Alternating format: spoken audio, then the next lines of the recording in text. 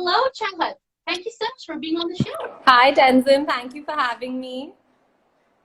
Absolutely. I'm very, very delighted to have you on the show. Thank you. I'm delighted to be here too. Yes. How are you? I'm good. How have you been?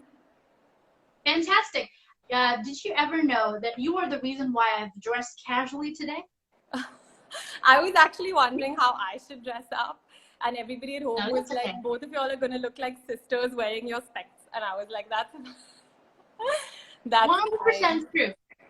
Today, I really wanted to keep it cash, and I really wanted to, a lot of my friends tell me, Tenzin, behave like you are in your 20s. Why do you always, wear these blazers? And I said, this is my style. That makes me feel comfortable. This is who I Yeah. usually am. You must have seen me that. And the way I talk to people, they're like, don't behave like you're 40 years old. Behave like you're young. So today, for Chahat, Mahajan, and for a lot of my friends who've been telling me that I am the grandmom, this is for you, okay? This T-shirt, this loose end is for you. Fantastic. Now, I think today's conversation is all about loosening up, is all about opening up. It's all about being more vocal about your emotions, because we're going to talk about not only Chahat's journey, from in talking about in terms of her career, but also about mental health. So being open-hearted when it comes to talking and expressing ourselves is so pivotal, right, Chahat? Yeah, no, and I completely get what you said in terms of dressing, and just because you spoke about that, in terms of the way you dress really is also an expression of how you feel. So whereas not everybody may appreciate that and feel that you are being a bit too mature for your age, I think it's great that you dress the way you want to, because I truly believe in the power of dressing, and I really do feel like a good outfit can lift your mood, whether it's personally if you're going out with your friends, or even if you're going to a meeting, just putting on that blazer, it makes a world of a difference. So yeah, I'm Sure, sure. excited to talk about all these things, and talk about my journey as a professional. And yeah. Absolutely. Now, success and happiness can mean very different for different people. In your lexicon, what is contentment? Because, we've been always fed the fodder to our brain by our parents, by the society, that when you have a good job, get married, be beautiful, sit a certain way, talk a certain way, behave a certain way, and no matter what we say, this is still existing here in this universe. People are still abiding by these stereotypes, and there are a lot of stereotypes attached to women that we need to change. Now that you are a chartered accountant, how do you feel about this? Are you zen about this? Are you now content? Is this what you want from life?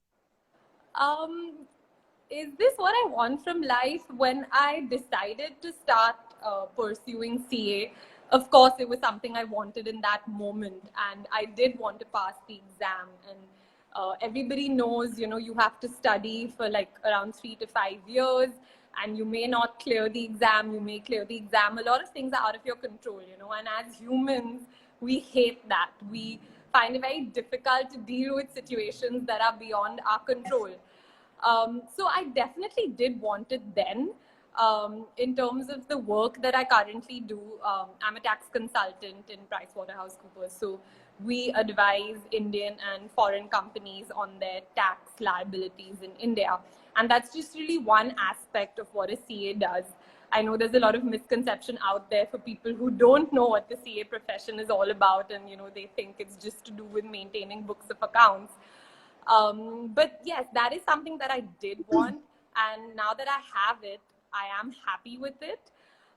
Whether this is something I want to do for the rest of my life, the answer to your question is no. I am content with Okay. my job. When you tend to do things for a certain number of years, you do sort of get good at it, and it becomes part of your routine and your habit. You know what to expect, you know what not to expect, you know how to go about doing it. And at the same time, my work doesn't come naturally to me. I'm not someone who lives, breathes, and speaks tax. There are a lot of other things that I am passionate about, which I may want to pursue in the future. Having said that, what I do is something that constantly challenges me every day because, as I said, it doesn't come naturally to me. So, in terms of my own growth, I feel that that is something which does support my growth because I do have to put myself out there in terms of, Sure, thinking sure. and how I want to go about doing things. And having the CA degree is something that is a requisite for that. In terms of success, and this is really interesting because I was talking to one of my friends about this the other day. So he's also my colleague at work and he's a dear friend. And I asked him, I'm like, do you think we're successful? We do the same thing. And so would you say that we're successful? And when I asked him that, I was like, hey, wait a second, when it comes to success, what I've always believed in is that, like you also just mentioned, it's relative and it's subjective. And it's important to, sort of just take a step back and recognize in terms of success that what is success according to you. And my friend said the same thing. He gave me a very interesting example, which that you asked me this, I think I should share it. He was like, for someone who's doing the same thing we are doing, which is working as a CA, they may think that, we're just meeting the mark because we're doing the same thing and that's all well and good. For somebody who's, probably not achieved that level of professional education that we have, or who's probably younger, or who is struggling, that person may think we're extremely successful because they put us above them. And for somebody who's obviously earning more money and, who's studied more than we have and who is at a higher level in their professional life may think that we're underachievers, and may think that they are successful and we're not. And which is where I was like, exactly, like what is success really depends on what you believe success is. If you feel you should have gotten the promotion this year and you get the promotion this year, that is success according to me. If I'm something as simple as baking a cake, and I've always struggled, say for example, to bake a cake, and when I finally do bake a cake, that is success in my book. So I think it's important for us as individuals to recognize what we feel is a success in our life. Everybody has different goals and different aspirations, and we shouldn't really, I'm saying we shouldn't, but we all do that because we've all been conditioned to sort of compare our lives with the lives of our To other friends, our people. siblings, other people.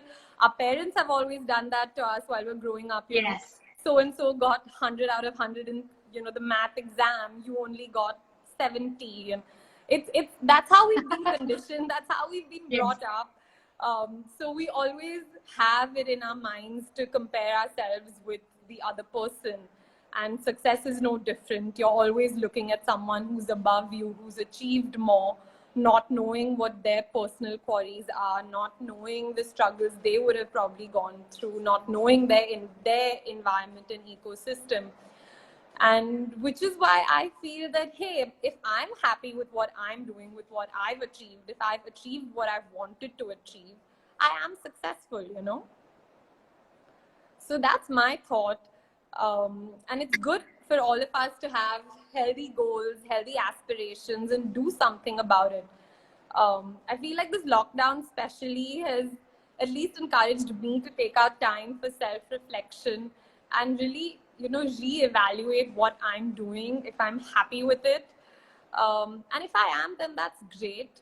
Success and happiness, according to me, do go hand in hand. If you hate what you're doing, if you're not happy with your life, there's no way you're going to see yourself as a successful person. And really look at, where I was this time last year and how I've progressed. Have I progressed in the last 365 days? And if I have, and if I'm happy with it, that's success according to me. So, Yes, 101% true. And I think what you mentioned about, comparison, constant comparison. The first person to do that, I think it's us, yeah. ourselves. When we scroll through social media, oh my God, look at that destination that this person has, been to. Look at the food, the restaurant. I mean, we think that their life is all beautiful and we are so blasé about what we have, and we're so flippant and ignorant about it. But we don't recognize to have gratitude in our lives, which is something we all need. Because as Chahat mentioned, from a very far view, from a eagle view, you may feel like, oh my God, the life is beautiful from the other person's life. But when you actually go close, you see that they falter too, they fail too, they're miserable too. So all of us have our own stress. Is there any person without stress on this earth out of the It's 7 not billion possible. planet people on this planet, right? Very accurately put, Chap. Now, I also know that you are part of the Udayan Shalini Foundation, which works for young girls, educating them, specifically educating them on mental health. Now, what do you think is the major issue that we need to be vocal about when it comes to mental health? What is the major concern that holds us back, as whether it's as females or whether as just individuals? What is that one thing that holds us back apart from the social taboo that we have? I think it's acceptance.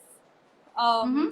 In terms of, people are always afraid to voice their opinions and their feelings about things. And I think that's mainly because you don't know, or you're unsure of how the recipient is going to accept your view and your thought. And you're really afraid to put yourself out there because you don't know if you're going to be accepted. So whether it's mental health, or if it's something we're going through physically or emotionally, it always starts, and it's always helpful to talk about it, and then see where that takes you. Whether it's to a friend, whether it's getting professional help. I mean, to each their own. But that fear inside us, that how will the other person perceive me? How will the other Mm. person react? Will I be accepted with, this issue that I have, or something that I'm dealing with? I think that is what really holds everybody back in terms of sharing what they think, sharing what they feel, because nobody doesn't want to be accepted, right?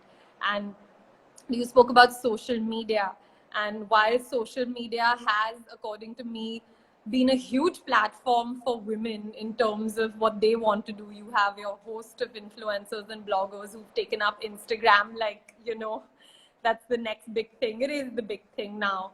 And while it's great that it's provided that platform to women, it's also very misleading in terms of, some of the messages that come through. And we're always comparing, like you said, and we're comparing what people are showing, Body. yeah, to our current lives. But we forget that Yes. what everybody's showing us is just the good parts of their lives, and the good parts which are edited and beautified and made to Filtered. want the viewer Filtered. to watch it. It's like a movie, it's a fairy tale which they're showing you because they know that's what you want to see. And we're always comparing that to our daily lives.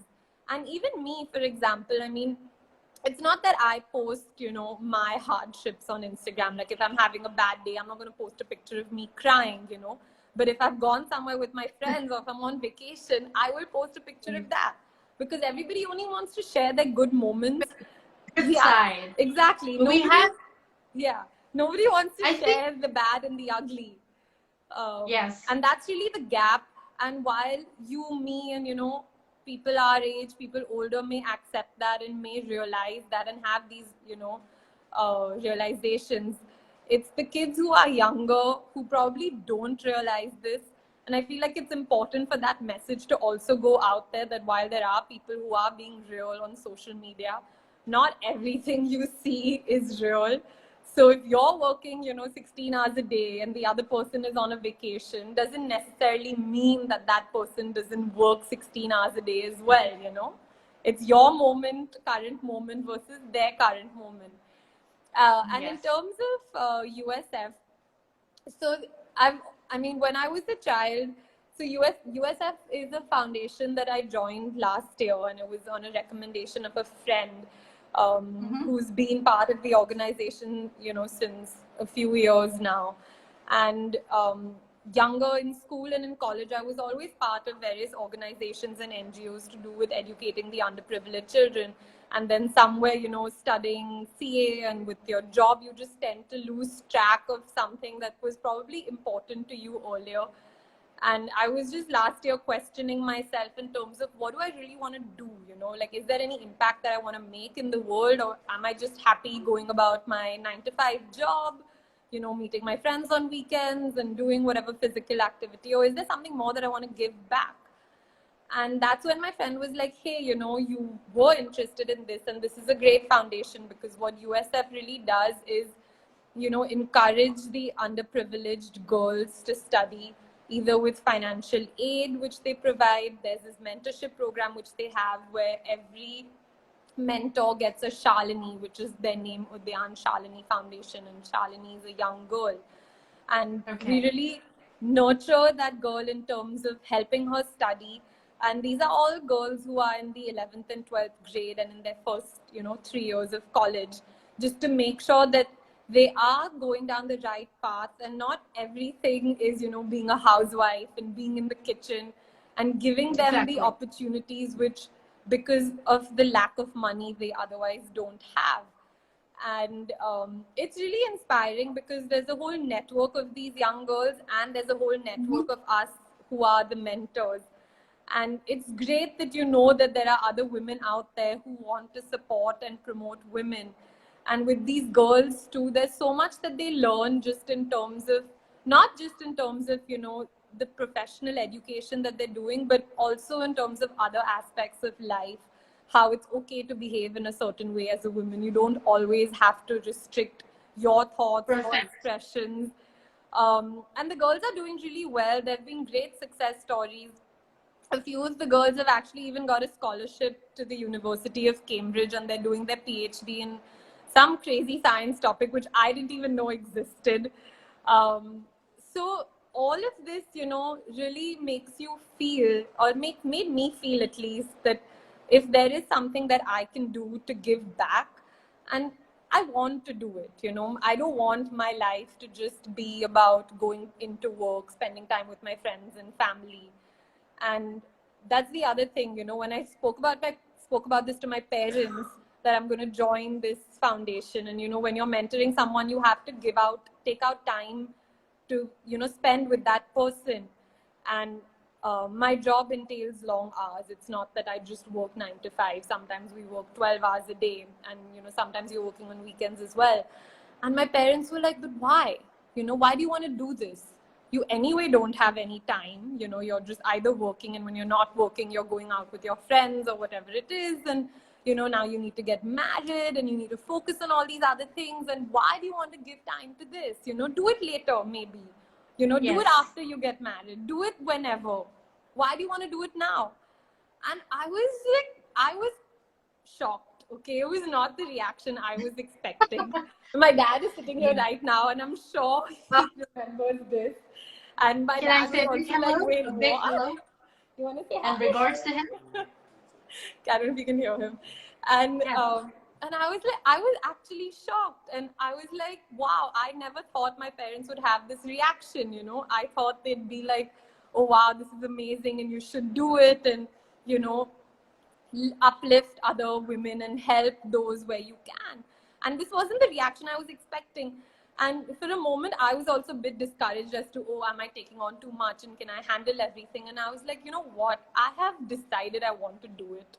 And it's now up to me to make it work, and make it work in a way that I don't give them the reason to be like, hey, we told you you can't manage it, And that's the other thing when you talk about women empowerment and, women opportunities to women. You just got to do it, like nobody's going to come and give it to you. And even in terms of fighting for women's rights and equality and all of that, I mean, that should no longer be the phrase that we use. If you want to do something, do it now. Don't wait for the right moment, because there's never going to be a right moment, Yes, but and also I think feminism is such a misunderstood word now. I think this has become a very negative thing. It's just about we're not saying give us extra or less. We're saying do it equal, right?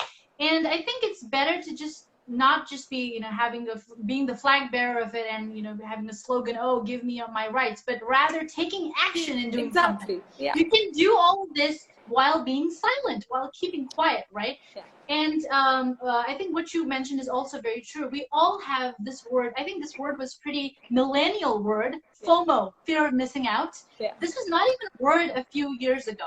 Yeah. Okay, so as Chahat mentioned, the reason why we don't open up about our mental health is because we have the fear of missing out, which is quite understandable because we are a social animal and we want to be accepted by the society. We want to be heard.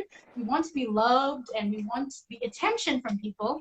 Yeah. And we only showcase the good side of our life, never the bad side. And I think this session is going to be so amazing for everyone, whether it's women, whether it's men, parents who want to, understand mental health of children.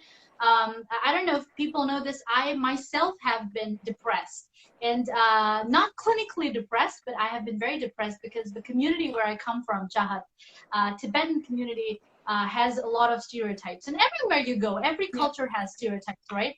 So in our culture, women are supposed to be skinny. That is the norm, the sort of stereotype that's attributed to women.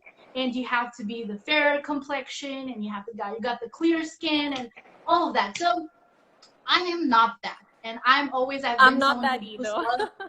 Yes. So I love food, and I celebrate food. In fact, I was born to eat. I can shamelessly say that right now.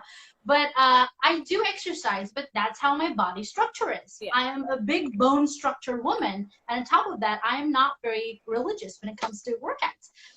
So I have, for my whole life, faced this body shaming issue, which now people are openly talking about. But now I have somewhere found that confidence of accepting myself, being comfortable, breathing myself in the skin that I am. So this is to all of you who's listening right now. Chad and I, we really send all the love, all the affection. If you're feeling terrible looking at yourself in the mirror, you need to change your self-talk, because I think the biggest enemy that we have, the biggest villainous character is ourselves. Yeah. We are the one who are saying this to ourselves. I don't like my body, my face, I have acne. But tell me, who has perpetually perfect body and skin on this earth? Nobody. Everybody has bad days, right? So now I'm also very inquisitive to know, what do you think of the stereotypes? Now, as I spoke about the body shaming, the skin, what are the things that you think are very important that needs to change about the stereotypes attributed to women? I think a lot of the stereotypes that are there, or most of it really, is all to do with, like you said, our culture and our society. And the first thing we need to do is change the way we think about it, and not really say that, okay, I believe like having a healthy body is fine. You should, there's one thing to say it and there's one thing to actually believe it. Do it. Yeah. And when, like you spoke about, the amount you exercise and the way you look, and, we're not really skinny people. I have never been someone who's been skinny. And all my life, my mother has probably been about how, you need to exercise, you need to look a certain way. You won't get a boy if you don't, you're not thin enough. Nobody's going to marry you. Everybody wants a girl who looks a certain way, who can cook and be an all-rounder, Okay, great. You work, great, but be an all-rounder. Why can't you cook as well? Why can't you this? Why can't you do that? I mean, the list is never ending. You do one thing and then a dozen others pop up. True. Yeah, so the stereotypes are unlimited. I mean, in any conversation you have, if you think back about that conversation, you're going to be like, what is this? Like, if I was a guy, nobody'd ever be telling me this. Are you telling your son that he's fat, he should lose weight, he won't get a wife if he's not thin? Are you telling your son, no, you don't only have to work, you should also learn how to cook? No. But when that same son goes abroad and gets married in another country, whether it's to an Indian or not, irrelevant. But over there, yes, he will work and he will help in the kitchen and he will do everything else. But in India, he will not. So stereotypes are Chahat, I'm sorry to interrupt your meaningful conversation. I can see there's some sort of course, not a serious one, but there's some sort of Cold War going on between Bhavin and Ayush. But anyways, fantastic. So you were talking about your mom telling you that you won't find a guy. You know what? This is the typical dialogue of all Indian moms that you'll hear ever. Like all Asian moms, as if the goal of her life is to only get married. Yeah. You know, this is not our samadhi. This is not our enlightenment. Marriage is not enlightenment. It is important. We can't deny that fact. But it is not everything. Like, as if the reason why we're studying, the reason why we grow up is only for marriage. No, it's not. Marriage is not the ultimate goal of life. There are Yeah. other things to life, as Yeah. Chahat said. Please continue, Chahat. Yeah, so that's one of the arguments I keep having with my mom, and we've come to sort of a middle ground in terms of a marriage is not the sole goal of a woman's life, but it is a bridge that you want to cross. And I can respect that. I can respect that, okay, you know, there are phases in your life, and it's not that I don't want to get married. I do want to get married, and I do want a companion, a life partner. So that's fine. So I'm at peace and content with the fact that we've agreed that, you know, there are just phases in everybody's life, and it's not the end goal. I mean, I didn't study my ass off, like you said, just to then get married and, you know, cook and not work. So there are a whole bunch of stereotypes, and back to your question in terms of what we can actually do about it, I feel as a woman myself, I need to know what I believe in, and it's not all just good in saying that I believe this. I should act it as well.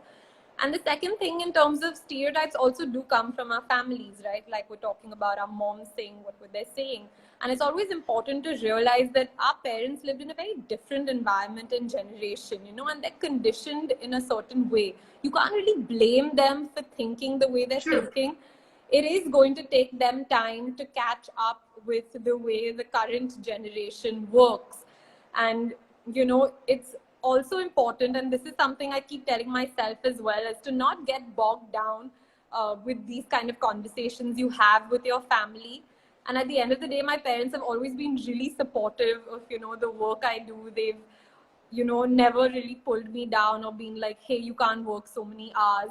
Though that does come in, you know, here and there, that why you working such late hours, which they probably wouldn't tell their son. But they've always been supportive of that. And that is something which I know, and because I've seen this amongst others as well, it's so important to have that ecosystem that supports you, you know, as a woman, whether it's your friends or your family or your husband or whoever it is, you need that kind of support. If you don't get that support, then you have to make peace with the fact that you don't have that support and that you're going to continue without it, you know. So support, I feel, of your inner circle, your ecosystem is extremely important, especially to grow professionally. Personally, you may be doing what you're doing, and you know, you will have the support of your parents either way. But professionally, to advance, I feel you do need the support of your ecosystem, especially if, you know, you're someone as a woman who wants to have a child and you have aspirations in terms of where you see yourself at that particular age. You will need that help and support. And at the same time, I feel as women, you know, we need to support other women, you know, and not pull them down, which I feel is still somewhere lacking in this day and age. We're always looking like, hey, I'm looking at you right now. Look at your hair. Look at your skin. It's so amazing. Look at my hair. It's so horrible. You look so healthy. Always comparing yourself to the other person, and somewhere subconsciously not wishing the best for that woman. But as women, we all have our battles, you know, and we need to like pull each other up. We need to support each other. You need to have those kind of women and friends in your lives and not see any other woman as competition for you, but push them to do better. And I think now in this age, that's when you realize who your true friends and, you know, family are, the ones who support you to do better, to grow better, and not really pull you down. I mean, in this day and age, everybody's talking about positivity and staying away from negative influence, whether that's negative people or negative situations. And I feel as women, there's so much more we can do in terms of supporting other women, and we're just not doing enough, you know. I think we're very catty about each other. In one of my talks, I remember with Hub Bengaluru, I spoke about how women look at each other when there's an interval. I think most of the women can relate. I think, Chahat, you're also going to relate to this. Remember when we have intervals between movies and we have to stand on a long queue, and there's a queue of women. The way they look at each other is basically they want to rip you off their skin, basically.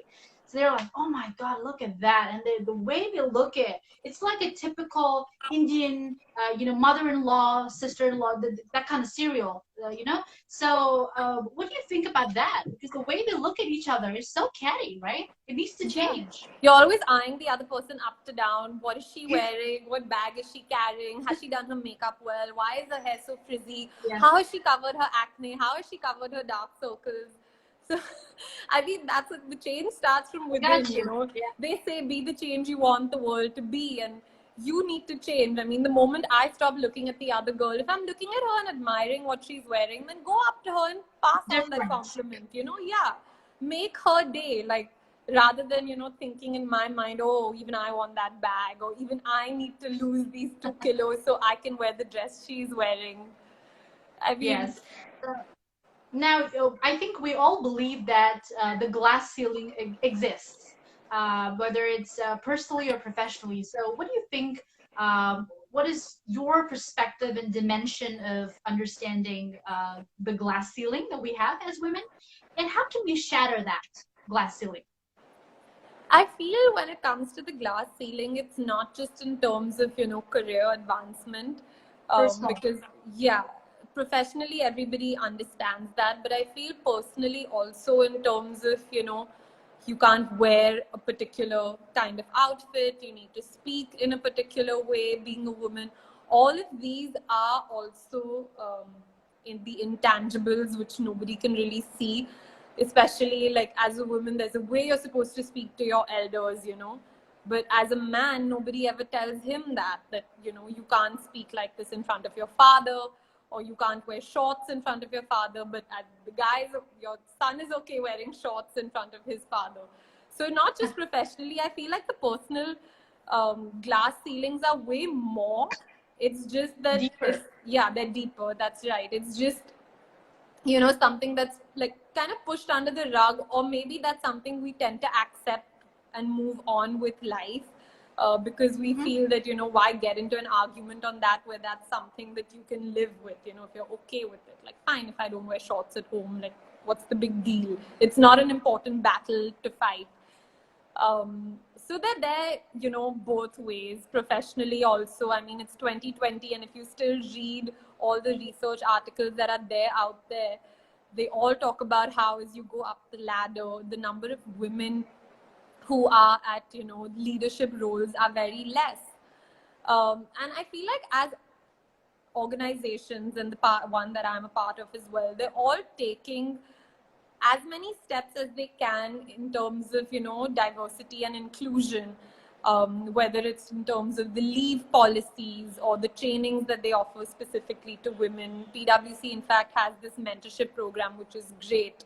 You as a women manager, you can choose a leader to be your mentor, be it male or female.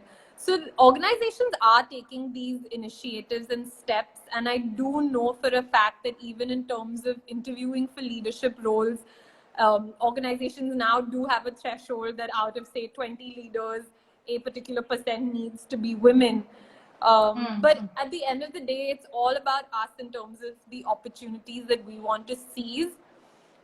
There's always still going to be that level of uh, restrictions in terms of, say, if you just had a child and you're looking for a job, they most likely will hire a man because he doesn't have a child to take care of in that sense, than being a mother who's just given birth. So there Mhm. are going to be these hardships, and but as you and me as individuals, there are some things that we can do, but there are things that you have to leave to companies also to see and change their attitude. I would say as women, just know what you want and go for it. It's great if you have the support of your ecosystem. That's only going to push you further. But you should stick by what you want, not lose courage, not procrastinate. If like you want to say start a blog or a page, just go with it.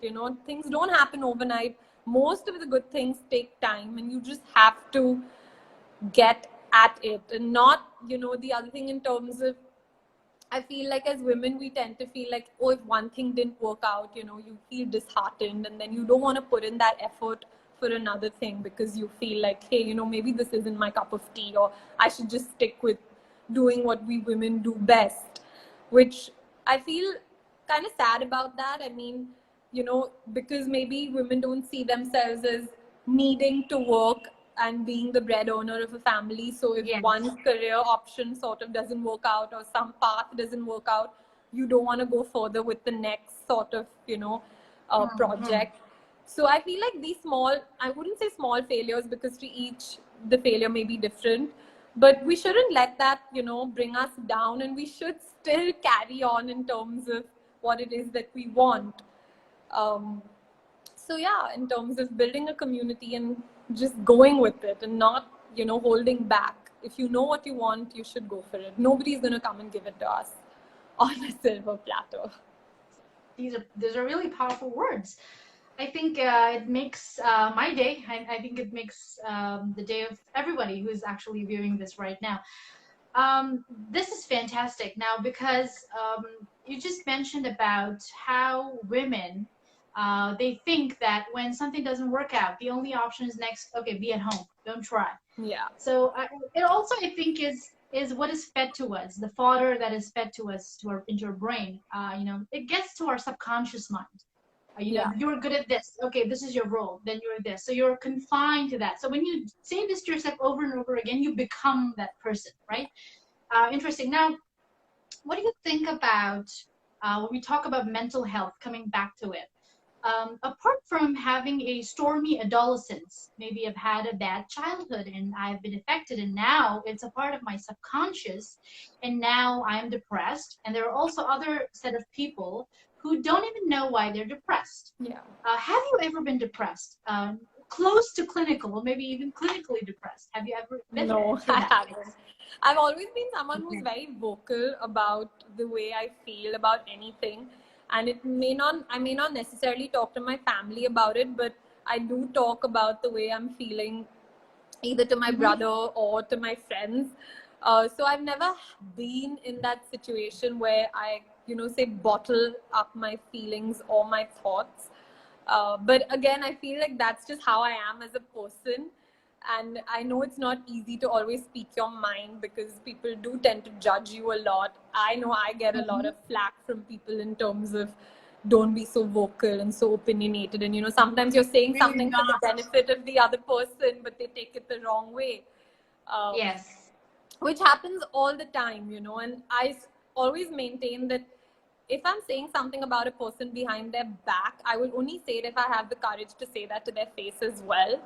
So if I said something about you and you think Nice. I'm, I like you it. know, backbiting, I'm really not, because I would tell you this to your face as well. So no, I haven't been depressed, and I wouldn't know how that really feels.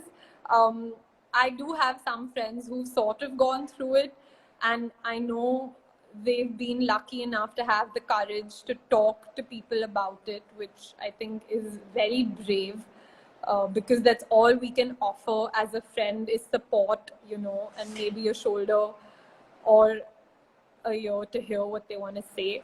But it is so important, and so many things that have happened in the past few months just, you know, sort of should encourage everybody even more to know that it's okay to be depressed. I mean, like literally every second famous person that you know or read about has been depressed in their life. So it is very common, and we need to have Yes. that strength to talk about it to whoever we want. I mean, that's for the person to decide.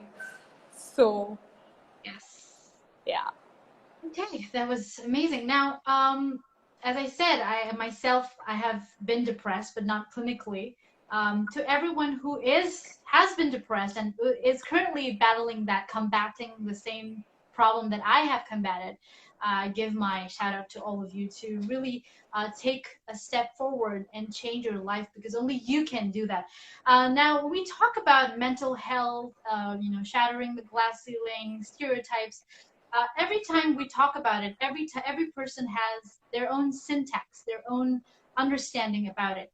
So you really put forward your own vision, your own ideas about all of these topics, and I think you put it in a really simplified way where people can really assimilate and understand and relate and resonate. And I particularly love this session with you. Now, one last question. This is a question I ask all my guests. What are your principles of success? Because success can connote different meaning for different people, right?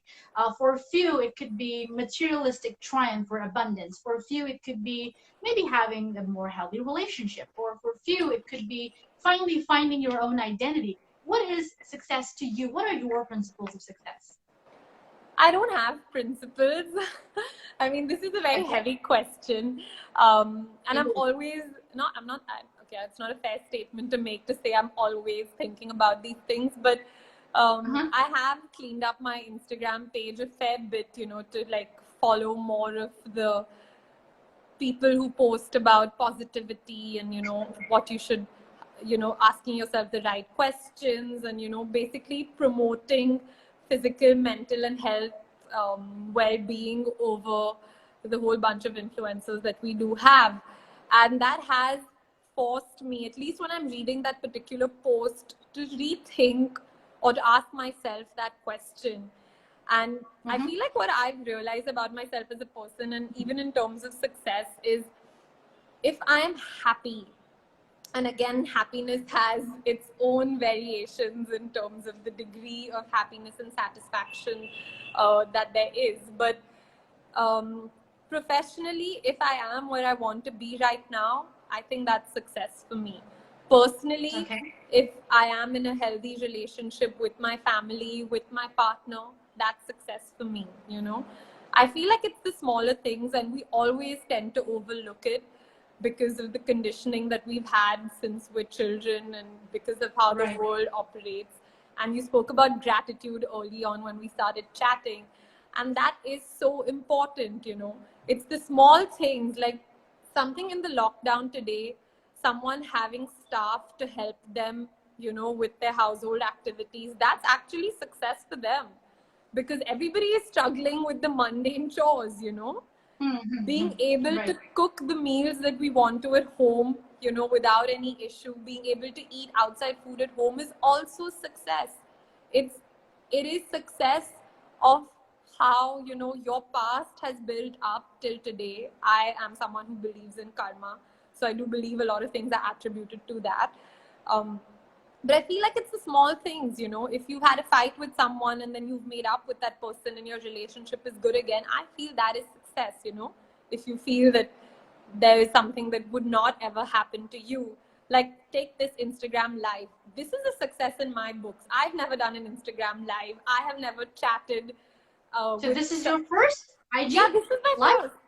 Oh, Yeah. I take So immense delight in you being the first one with me. I yeah, think that's a so good this is a opening. success for me, because I've never done this before. I don't know if I wanted to do it or if I had aspirations, but when you reached out, I was like, hey, of course. And this is success for me because I've done something that I've never done before. I took my first training 2 weeks back in PwC, where I trained about 150 people, and that is something I did for the first time, and that was success for me, because I was very excited to do it, and I wasn't sure how it's going to turn out, and I was nervous as well, even though I was excited, and there were so many things holding me back, but I was like, hey, why not? Like, what have I got to lose? I'll just look like an idiot when I speak, but that's it. So I feel like Right. success for me is in anything that I do, and how I look at it. I try to be somebody who's more glass half full rather than half empty. So maybe my version of success doesn't resonate with the larger population that we No. have. But yeah, I, So I, I don't think it's basically, in terms of my bank balance and the size of my house or those materialistic things. I think in terms of if what I'm doing, I'm happy with it. And when I say happy, I don't mean that I have to be, overjoyed and, like jumping and, celebrating. But if I'm good with it, I think that's a success. Something as small as, and I keep telling my team this as well, in terms of when we have difficult conversations with our boss, and if that conversation we thought would go badly went well, that's a success for me as well. So it's the little things for me and not just the larger picture. perfect. So I think in totality, if we sum it up for now, I think we can understand that Chahat clearly loves doing everything 100%. So you do it with 100% dedication, or don't do it. Don't touch it. You dare do so. Thank you so much, Chahat, for being on the Tenzin show. It was Thank you for a having me. delight having you. This rendezvous has been immensely delightful. It was jubilant for me. I'm very happy to have you. Thank you so much for all the love, for all the information, for all the insights that you've given us. I hope to hear from you soon. Bye bye. Take care. Thank you, Tenzin. Take care. Bye. Bye. Take care. Bye bye. See all of you. Bye. Bye.